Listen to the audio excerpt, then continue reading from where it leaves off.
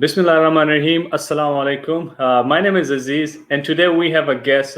She's from Indonesia, uh, an entrepreneur, an author. She's here in the studio. Her name is Dia Salsa.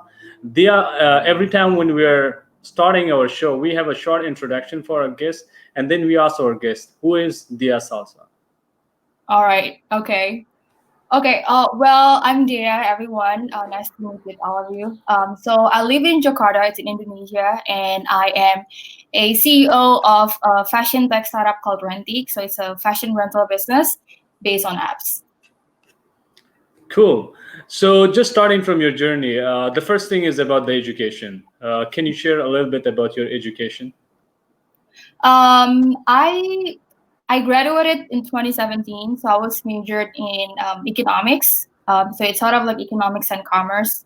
But now I also, because during pandemic I have more free time, I also take a course from HBS, Harvard Business School. So it's focused on a program called CORE, so Credential of Readiness from HBS.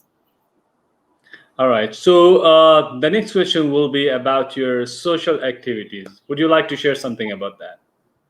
My social activities, well, back in 2013, I created a youth platform. So it's called Unity S1. So what we do back then is we help street children in Indonesia to get back into school and pretty much, help them with the tuition and stuff like that. I'm currently right now focused more on my business, but sometimes I also try my best to be more engaged with these kids, like, going to their place and try to teach and stuff. Cool. Yeah. So would you like to share something about the business that you founded and now you're the CEO of that business? Yeah, so I created Rent Tickets back in 2019. So back then, I was busy. I was busy with my day-to-day life. I was a consultant before, so I met with a lot of new people and new clients all the time, and it makes me, care more about my appearance and stuff. So I always like crave for fashion, but sometimes I don't have so much money to purchase on designer clothing all the time. And I realize that a lot of women also feel the same problems like that. So I decided to make something that helped the problem for all a lot of women in Indonesia. We always crave for fashion, but we don't always have the budgets to purchase it. So that's why I created Rentik. And another reason is because I do care about the environment a lot, and fashion is the third largest polluter in the world. So, I kind of want to do something about it, try to contribute my best to help the environment as well. Wow, that's a very nice journey to share about. So, in the meantime, when you were going through that phase, were there any obstacles that were there to fear you and they were there to stop you from your mission and goal? The obstacles, I think it's more commitment because making business it's not an easy job. It's really hard. Like I have to put so much times and stuff like that. So when I created Rentik the first 6 months, I always slept late. So I usually sleep around like 3 in the morning or 4 in the morning just to focus on my stuff, like trying to fix everything. Like I always have the kind of the pursuit of perfection. So it's not really perfectionism at all costs, but it's kind of like a refusal to say something that just mediocre or good enough. I always want to try to make things great. I That's think that cool. Sorry, go ahead. yeah, I think that's really important for entrepreneur to have. That's what I feel. So when you talk about those first 5 to 6 months, a lot of people when they start a journey, so they leave in the middle when they don't get the response. So how did you feel at that time? Where there was a kind of demotivation for you? Okay, I'm leaving the business, or what were the things that still kept you there to go with your goal? It's because I'm passionate about it. I think passion is really important. When you do something, you have to make sure that you are really into it. And I always make sure everything that I do is always aligned with my goals. I'm passionate about fashion. That's why I created Rantik. So if everyone passionate about something else, then I will recommend them to go ahead with that. So just try to find your passion and really, work hard. into it. So when you talk about the environment-friendly business, so would you like to share something about that? What I like to show. I Um, mean, like, sorry, go ahead. yeah, I think the problem about fashion, as we all know, um, I've told before that fashion is the third polluters, the third industrial polluters in the world. So we're talking about 13 billion tons of fashion waste every year. Wow. And it's just very simple. If one of us, let's say, purchase three clothing every month, and then we multiply it by 12, right? So it's 12 months. So it's 36 clothing every year. And in the next year, like we will usually we don't wear all of them. So it's either we donate them or we just throw them away. So the one that we threw it away, it's the one that contributed to the total waste of fashion industry. So I feel like, as a youth, as someone that passionate about fashion, I need to do something about it. And that's the reason why I created Randik. Wow. Yeah. That's a very nice idea to help the environment. Thank you. You're welcome. So a lot of people who are watching you, the question is, if somebody want to develop a business or they don't have proper asset for building or just working on a business, what are some of the suggestions you have for those people? Okay. So this is in terms of funding, right? Yeah. So when I started, okay, so Rantik, it's not my first business. It's going back when I was in college. So I have a clothing line back in that day. It was 2013 or 2014.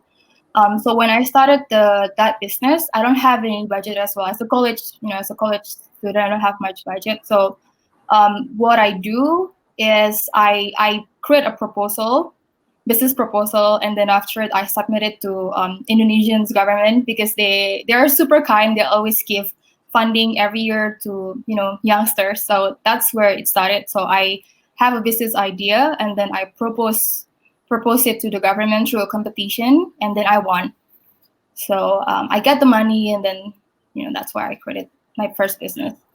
So that basically, as per my understanding, the goal is like if somebody want to innovate a business and they don't have a proper funding, so there's always a way of like sponsorship or the Yes, proposals that can they utilize for funding process. correct. There's so many access right now, for you to get those fundings. Could be like I'm not sure if in the US maybe like GoFundMe or something. So yeah, there's always a way for you to get that. It's not that hard nowadays. Oh, that's for sure. A lot of people they also use a GoFundMe. There's this barista, so somebody started the GoFundMe for that person, and now he has like over $100,000 in account, and he will invest That's a those money lot. on education. So that's a very good tool. Thanks for sharing that. You're welcome. Yeah. So the next question is about the current pandemic. Did it affect your Mhm. business overall, or if it did, so how you overcome with those losses?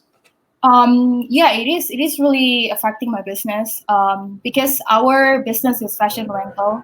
So majority of our users they use us for attending special occasions like friends' birthday party, or maybe just basically going to special occasions. So after the pandemic, during the pandemic, everyone stay at home and stuff. So it's really impact our sales. But these days, because the government already opened the city, so there's still some people who's like going back to work, basically back to the new normal. So the trend is really changing. If before they rent it for special occasion kind of clothes, this day they rent the items for going to work or simply hang out with friends. Yeah, I think that's pretty much one of the result of the pandemic, and so for the users and for the company itself. Up to now, like we are still staying at home, so we don't go out. So everyone still stay at their home. We don't allow our staff to go in the office yet. Only for the operational teams. So in the meantime, when you are going through all those business processes, those entrepreneurship processes, you have any of the funny moment that you want to share with us? Funny moments. Uh Not sure because I think it's majority. It's more either like sad or super happy. So for instance, like last year we joined one of the biggest fashion show in Asia. It's called Jakarta Fashion Wow. Week. And yeah, I'm very grateful because that platform is like really huge. There are like hundreds of people watch us and stuff. So yeah, it's really good. It's more like happy moments that I feel. I think the sad moment is like when we try to pitch with the investors and like when they reject us and stuff. It's a little bit it's a little bit hurting, but at the end of the day, it's like a lesson learned for me. Yeah. Yeah, that's definitely a very good point for everyone who's watching this. Like there will be hurdles in your way, but there is always a success after the hurdle. Yeah. So now moving with the social media usage, how you're using the social media for your business? So we are active in Instagram. My company itself, we usually like post at least 2 to 3 posts every day. So we're trying to be engaged as much as possible. But we're not really like not trying to be annoy the audience. We also do like a lot of quiz giveaway and stuff, try to make them engage with us. And during pandemic we also do a lot of collaborations, IG live and stuff like that. I also use IG ads. I think it's really beneficial for small business. You don't have to spend so much money, maybe just like $50 or like just around that, and then you can try whether your business have an audience or not. Just try small. I think IG ads is definitely one of my recommendation for all of the small So, business mhm. owners. So would you like to share a little bit about the IGF? It's a very simple way. You just have to like try to post something that maybe about your product and try to make the caption as nice as possible, and use IG ads. It's I don't really know the techniques. Someone who's doing it for me, it's my team. But you can just go to your Instagram and apply for the IG ads itself. You can actually put the segmentation. Like let's say if it for Rentic, that our segmentation is definitely for women, age 18 to 50 and stuff. So you can also like do that. Just put segmentations and stuff, and also location. And I think by far it's really beneficial. We get a lot of tractions from that, a lot of engagement. Yeah, so really suggest everyone to try it. Cool. That's thanks for sharing that. So when Yeah. you talk about the engaging your audience on social media, you said that you are using different type of quizzes, and Mhm. you are using those live platform. So how effective those things are for your business? When I do quizzes, the goal is not try to boost the sales, it's try to engage with them. Because during pandemic, like everyone's is pretty much bored, right? Like they're just staying in their house and stuff. So we are trying as much to, like try to engage with them and not let them forget about us. So that's the whole goal. Because back then, when the lockdown still happening in my country, like we cannot do anything. So the best way to make our brand still in their mind is try to engage with quizzes and giveaway. So when you're talking about engaging your audience, so how important these engagement are for your business, especially in terms of returning users or returning customers? I see engagement more as like a branding. It's just really important for us, for brands to engage with the audience, make them relate with what we are doing.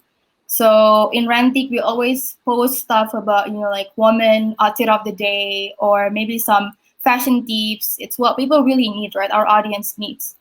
At the end of the day, our goal is never. I mean, our goal is always try to get as much as sales as possible, but we don't do like hard selling. So we just make it more like a story, like make them just have a loyal to our brand, make them loyal Yeah, to our brand. I think that's definitely a very good point. That Yeah. a lot of time you are like there are some moments in the life, especially in your business, when you are not worried about the sales at all, but you want to build those loyalty in the customer in the customer's mind, so that in the future, like when things are normal, they can get back to your business. I think that's a Yeah. very good point that you share with us. Yep. So moving forward, so do you also have the mobile app for your business? Well, it's actually app based. So when we started, it's already available in app. So it's available both in iOS and also Android as well. But So of when you course, started, only sorry, go Indonesian ahead. can use it. Yes, it's only Indonesian can use it. Cool. So, as per my understanding, like when you started the business, you had the app from just the beginning, or just like after a year, you got the app as well. It's in the beginning because we our company is a fashion tech, and in the beginning we just want to like try to grab the app users. So in Indonesia, people don't really use website that much. They love using app, so that's the reason why. So we created app since the very first beginning. I know it's expensive, and I don't suggest everyone to do it.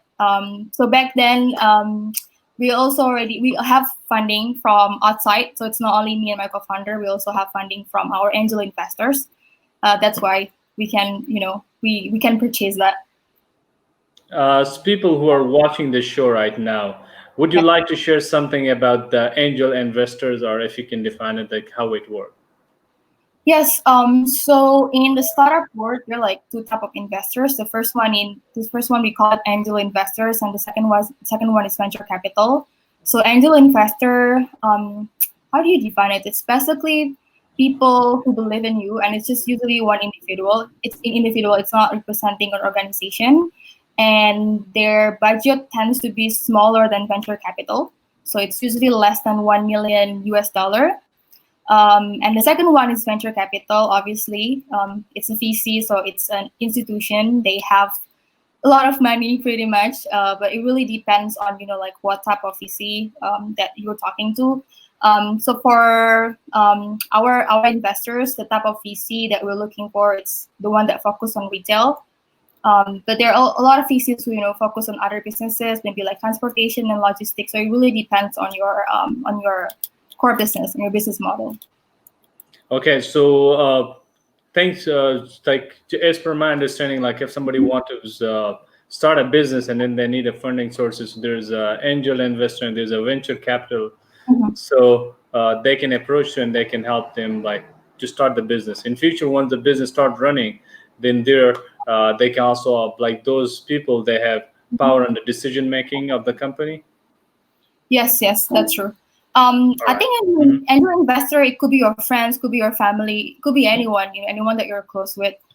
VC, it's more like a big organization. So people like usually startup approach VC after they already move to the second stage. Let's say if they're looking for Series A funding or stuff like that. Usually, if they for just seed funding, they go for angel investors. Dia, I got the final two questions for you. The Yes. first one will be how you see the future of the mobile apps in terms of business. Mobile apps, interesting. I think in the US, people use iOS more, but in Indonesia or maybe some countries, in Asia, Android is still the number one. So yeah, I think people right now, like there are a lot of people who use online platforms. So I do think the number of mobile app user will continues to grow. But I'm not sure like which one they prefer, because right now the trends Android users are still higher than iOS user. So yeah, we'll see. But I Yeah, believe Android will continue growth. Yeah. that was a very good insight. The final question is I also noticed that you're an author. Would you like to share something about your book? Yes, so I created a book last year. It's called Millennial Investor, because I'm millennial myself, and I see in my surroundings and my friends, there's so many of us that still kind of not financially literate. So what the business, I mean, what the book is talking about, it's more about educating millennials to be open about the whole idea of investment. As simple as like investing in gold, investing in stock, investing in mutual funds and stuff like that. That's something that not everyone want to talk about. So I kind of want to break the boundaries and just educate them more about it. So the book was launched last March. I think it's like 3,000 exemplars, and it's already sold out. Pretty Wow, happy about it. Yeah. that's very exciting for a very young age. Thank you so much. Well, congratulations on all your success. Final thoughts, any feedback, any recommendation on this show? The show or talking about entrepreneurship? I mean, like this entire show that we have, the platform for the young professionals. I think the show it's great, and yeah. How many episodes now? So this one is a pretty new. Live with Aziz has episode 5. The other one we have is episode 15. That's great. Yeah, I think just keep on doing it. Like try to maybe cover more areas because now it's entrepreneurship. Maybe talk more about like people with like in art and stuff. So the insights could be more broader. Yeah, our goal is to help a lot of people who are down there to understand that how the people are going through their professional journey, like from the job world, from the entrepreneurship world, any field is that there's always up and down in the life. So that's what our goal is to share with the people. It's really nice. Thank you. So just to sum up the show, so today we had Dia Salsa. She is a young young businesswoman, and she's also an author for a Millionaire book.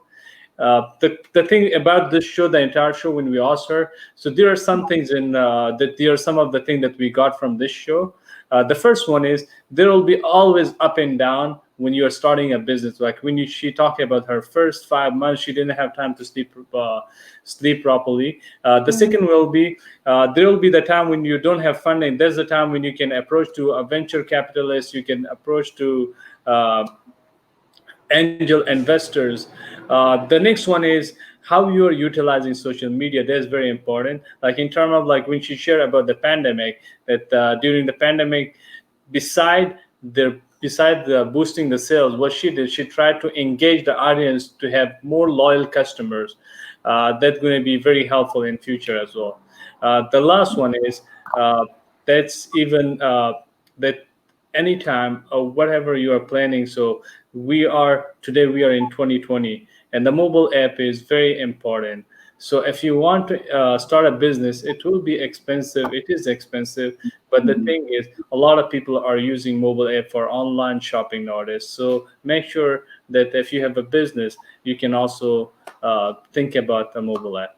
With that, thank you all for watching this show. We'll see you in the next episode. All right.